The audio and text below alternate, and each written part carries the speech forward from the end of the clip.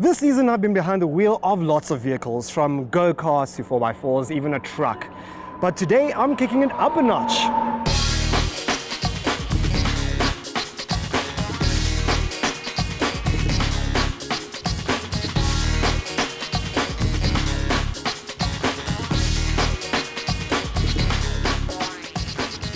I'm here with the CEO of BMW Group SA, the one and only Tim Abbott. Tim, tell me, what is happening here today? Well, this is the first M Festival here in South Africa, something we've put together. And why are we doing it? The main reason is M brand in South Africa is so well followed by all our customers. And we thought, let's get an event to pull all the cars together, historic cars, future cars, to show them what the M brand really stands for. So this is our chance really to say to people, this is what M stands for. If you look in South Africa, we had the 5th largest market share in the world. Last year, that increased to the 3rd largest market as a percentage of all the cars. So it shows we have such a great following of this car over the whole of the country.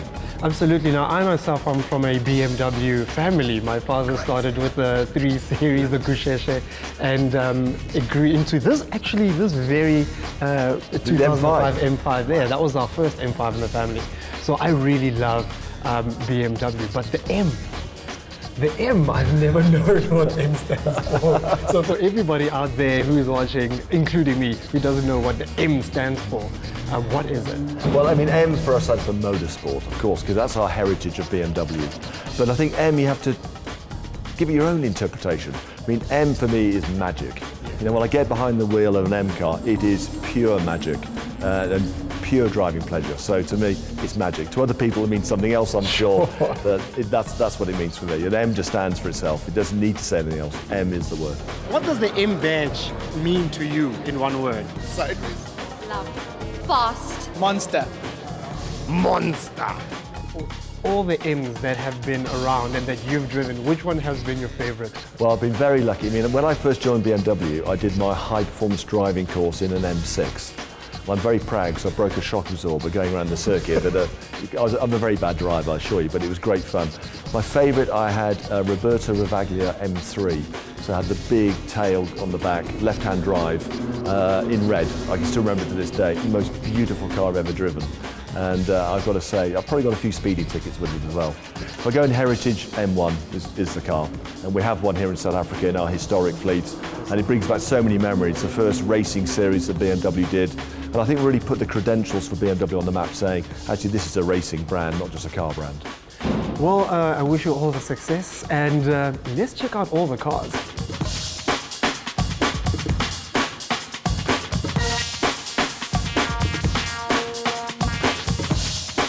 If you were to rob the bank, let's just say it was your best friend's bachelor party, and then you got there to Las Vegas, and then they took all your luggage, all your money, so you decide to rob a bank.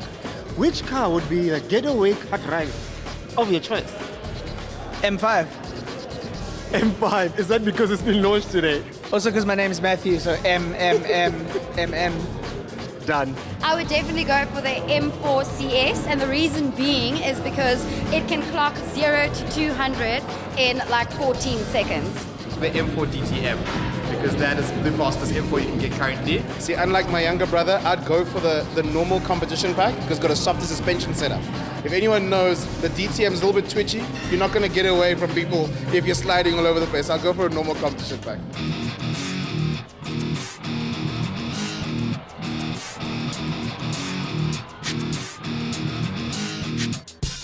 All right, I've been looking forward to this so much. I'm finally getting behind the wheel of an M performance beast. Let's get to it.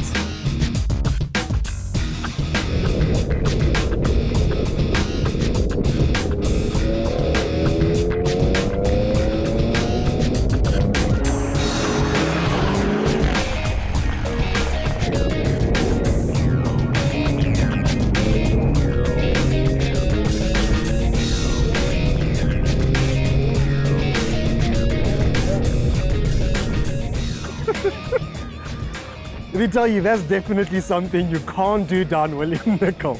All right, so that was a great run, but before I tell you what my time is, I think I should find somebody to compete against.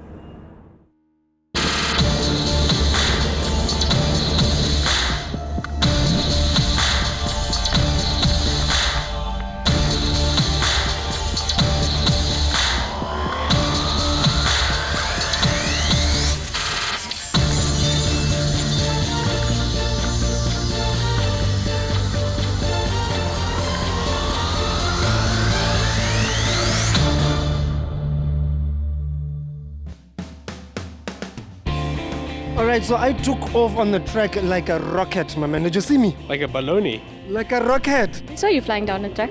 Thank you for saying so. You're too kind. So were you faster than someone I didn't know? Exactly. Or see, or know about, or hear? The answer should be Like obvious. a ghost track. Yes. You. The Mr. guy. You know, S'bu, we support you, but I think the mystery driver beat your time. He's good. You know, the other guy seemed like he was going fast. He seemed like he handled the corners. He seemed like he had the praise of everybody here. But I think you. I think you went quicker. So that's a point for me, guys. Yeah, thank you very much, Dion. No problem, bro. Take it easy. These are real guys, huh? Oh, my friend, my personal friend.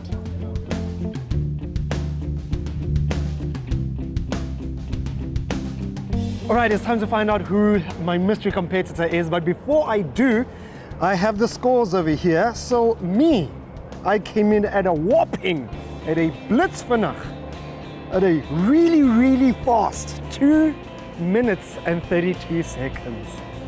And our mystery driver here came in at 2 minutes and 2 seconds. So that's a very shameful 30-second lead. So now come, let's find out who it is. Oh boy, I don't like the looks of this. Oh no. This is a setup, man. How are you doing, sir? Good, you? I'm great. Oh, guys, there was never a time where I can't compete with you, man. Ah, you know what? Got some time to take off, huh? Unbelievable. Our DTM racing driver just won the last race of the series this year. So very special racing driver. And to bring the DTM race team here is right the pinnacle of sport for BMW. I feel like I was being set up this whole time because there was no way that I could compete with a DTM driver. And by the way, for you guys that don't know, this is Tom Blomqvist. Tom, for everybody that's watching that doesn't know what DTM stands for, can you please let them know? Well, basically, DTM, it's actually, stands for the Deutsche Tourenwagen Meisterschaft. In other words, the German touring car championship. So it's based mainly in Germany with the 3 big premium manufacturers from Germany. So that's Mercedes-Benz, Audi, and ourselves, BMW. We have a few other races outside of Germany, and actually we just had our last race last weekend. Wow. So you went straight from your last race to now beating me here in SA. So man, I had a bit of, You warmed up, maybe, you still warmed up, exactly, I'm sorry. It was maybe not so fair. But also you have the advantage, I mean, you're 23. Where did your passion for racing start? Well, actually, it started when I was very small. My surname Blomqvist, my father was a world rally champion, Stig Blomqvist. So I kind of grew up around it. Right. I think it was You going grew to up be from a inevitable. family of speed. Yeah, I didn't have much choice. My mum, I think, was kind of, oh no, my sons are going to grow up to be race drivers or rally drivers or whatever. So yeah, I grew up around the sport, and my love for the sport, came along at a very young age. Absolutely, man. And tell me about the car that you raced in. It's quite a sophisticated race car. The car has got about just over 500 horsepower, and it weighs around 1,100 kilos. So, it's quite light. We have a lot of grip, and they're extremely fun and challenging to drive.